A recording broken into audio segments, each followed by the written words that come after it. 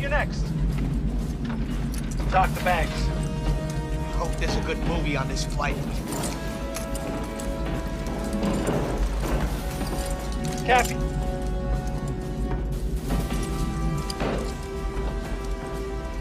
All right, clear. Next. All right, come on, Cappy. Where the hell's the clip?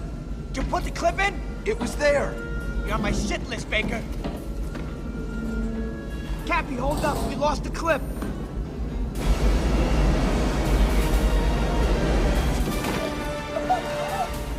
Let's go, let's go.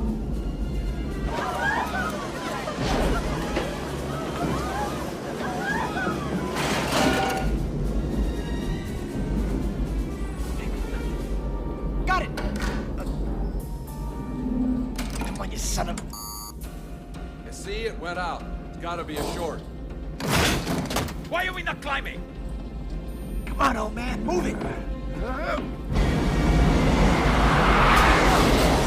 What the hell? Wind shear.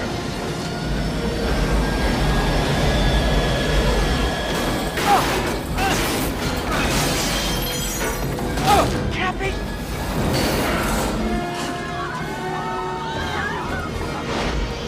Climb!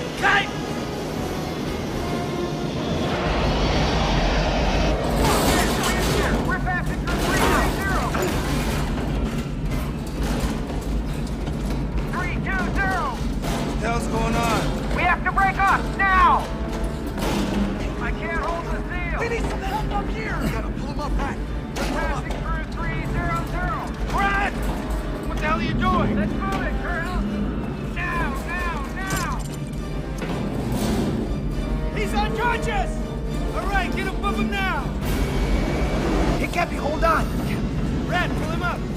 All right. Get him out of there. Move it! Get above it.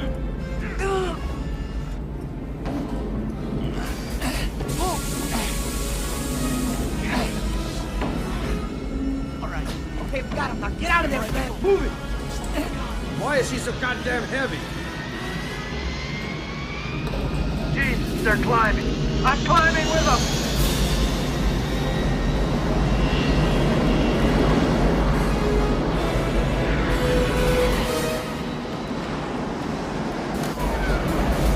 There's too much stress on the sleeve.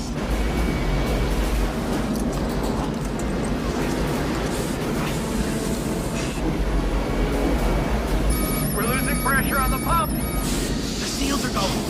The seals are going. Listen to me. The hatch has got to be closed now or we'll lose both planes. Come on! Colonel, grab my hand. I can't hold it. Close the hatch. Close the hatch. Lower the sleeve. Turn it down. Listen to me. Listen to me. Someone has got to close the hatch now or we're all going to die. Do it now. We're losing pressure. Colonel, we're not going to make it. You are...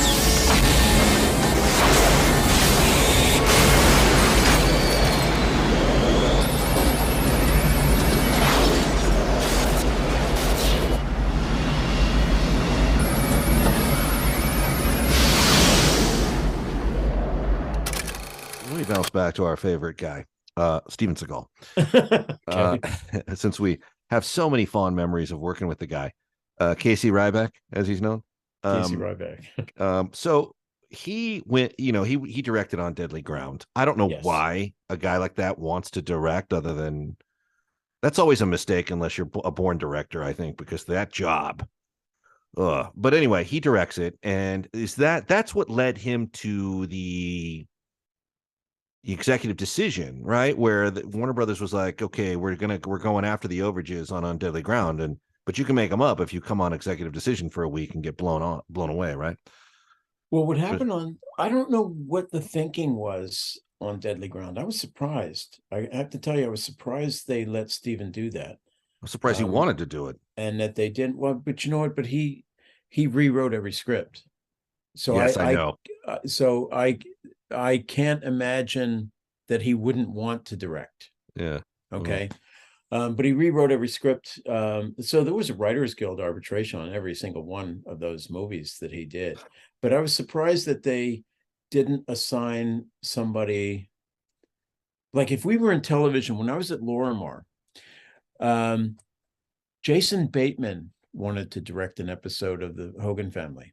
He was only 20 years old, but he had set his sights on directing. And so they let him do it. But they assigned a real director, Rich Carell, they were the brothers who were developing all those shows for Lorimar Television, all the sitcoms and stuff. There were two brothers that were involved in most of those. They were already hiring. They were using Rich Carell on other shows like Perfect Strangers and stuff like that. Right. So when Jason wanted to do that, they assigned Rich Carell as a producer to kind of don't let him fail. Exactly. It was the same thing when Rob Lorenz directed. Rob Lorenz is very capable. He directed Trouble with the Curve for Clint, and I don't think anybody really doubted that Rob could do it, but they had confidence that with Clint as the producer, that this movie would get done. It would be done on time and on budget, and it would be well directed, whether he did it or Rob did it. Rob did it. Clint didn't do it. Rob did it.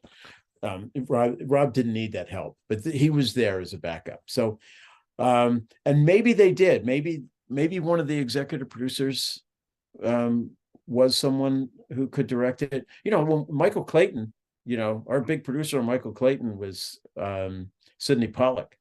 Okay. Yes. You knew that movie was never going to go south because Sidney Pollack was there, Yeah.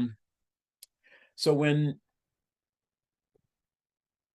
they let Steven do that, I'm sure they must have had someone. I was never part of those discussions. There was somebody there. Undoubtedly. There was somebody there. But we don't know who he was. And then it ended up, and then one of the stipulations was that he had a budget, and any overages were going to come, any non-approved overages.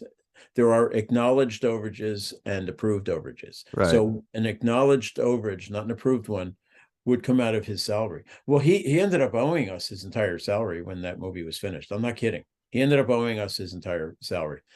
The studio forgave that salary, paid him his salary, but he had to do Executive Decision. Good deal for him. It was a great deal. I remember Siskel and Ebert reviewing Executive Decision and gushing. They were gushing. They were saying, imagine producer and a director so confident in this project that they let a major action star like Steven Seagal get killed in the third reel. Yeah. Back to what the critics never knew. I hope we haven't spoiled that for anybody. Yeah, if you haven't seen this movie that came out in the mid-90s, it's high time you did, because we just wrecked the first 30 minutes for you. And that was Stuart Baird's directorial debut. Stuart